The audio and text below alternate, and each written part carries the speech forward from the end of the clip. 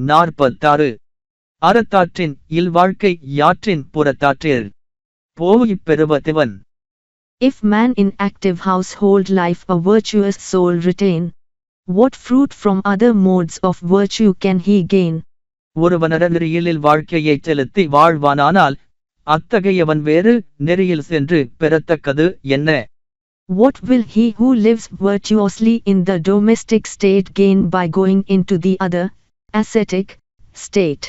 46 அறத்தாற்றின் இல்வாழ்க்கை யாற்றின் புறத்தாற்றில் போயிப் பெறுவதிவன். If man in active household life a virtuous soul retain, what fruit from other modes of virtue can he gain?